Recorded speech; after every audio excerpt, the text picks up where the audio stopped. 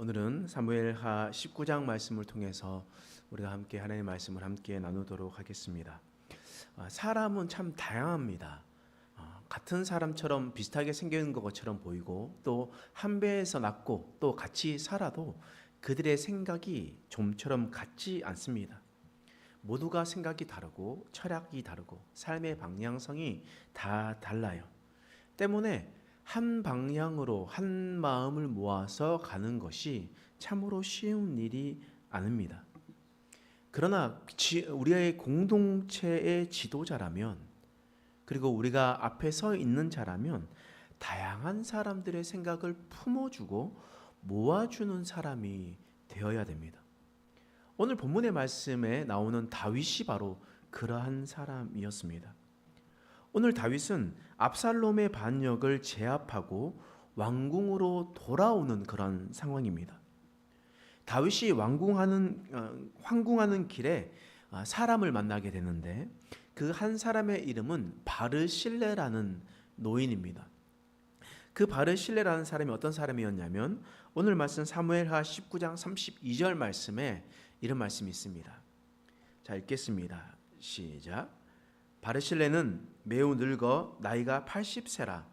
그는 큰 부자이므로 왕이 마하나임에 머물 때에 그가 왕을 공개하였더라. 바르실레는 어떤 사람이냐?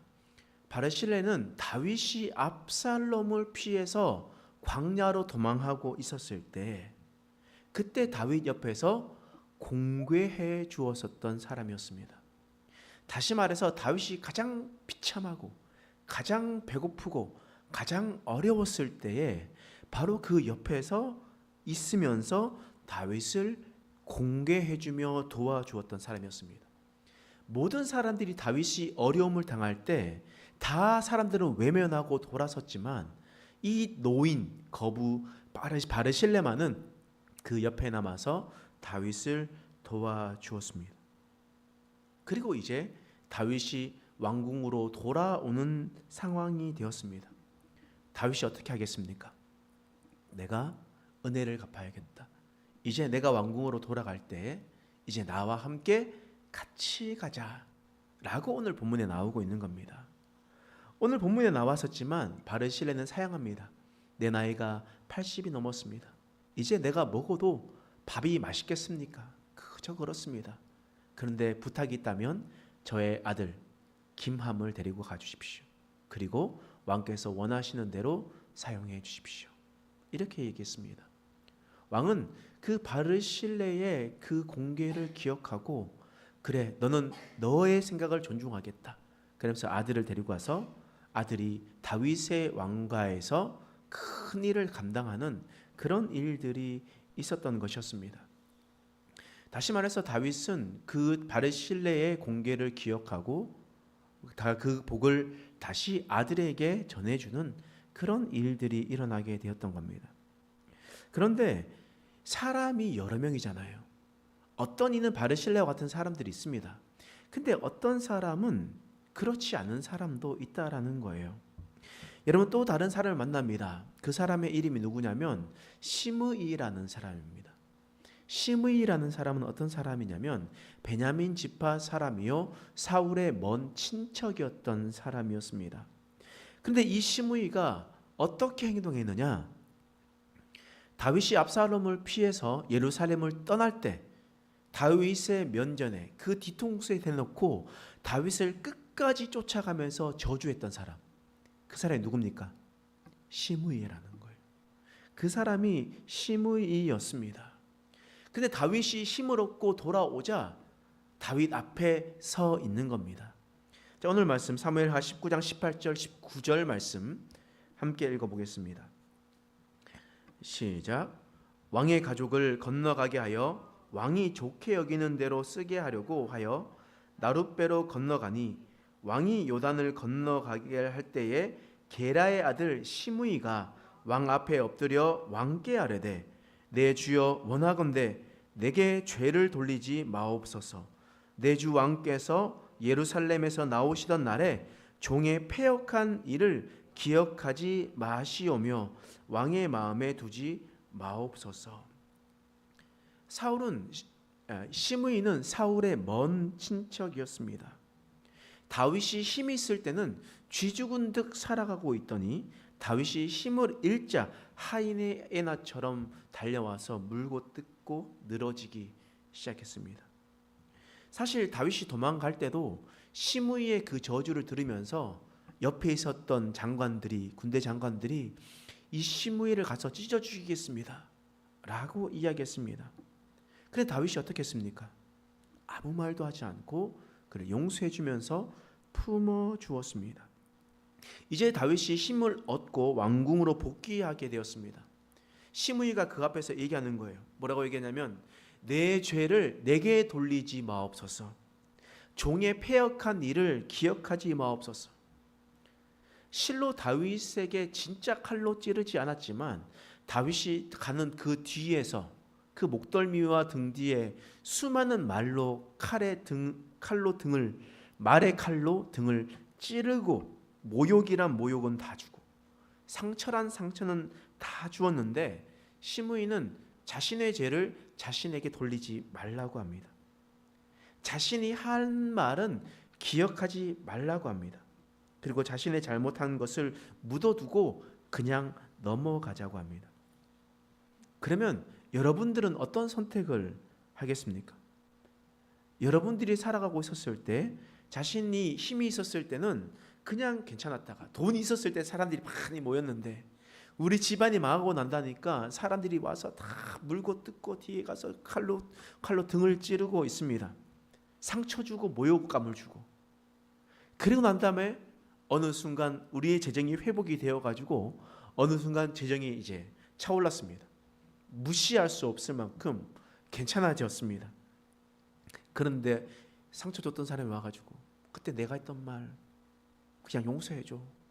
내가 했던 거 다 기억하지 말고 그냥 넘어가줘 라고 이야기하면 여러분들은 어떤 선택을 하실까요? 여러분들이 다윗 같은 사람이라면. 근데 다윗은 어떻게 하느냐? 사무엘하 19장 23절 말씀이에요. 읽겠습니다. 시작. 왕이 시므이에게 이르되 내가 죽지 아니하리라 하고 그에게 맹세하니라. 내가 죽지 아니하리라. 돌아오는 날에도 옆에 있었던 사람들이 이렇게 얘기합니다. 어떻게 감히 하나님의 기름 부음 받은 이 왕을 모욕하고 저주하는 말을 했는데 어떻게 가만히 놔둘 수가 있겠습니까? 죽어야 마땅합니다. 라는 말을 주위에 있었던 사원들이 다 이야기를 하고 있는 상황이었어요.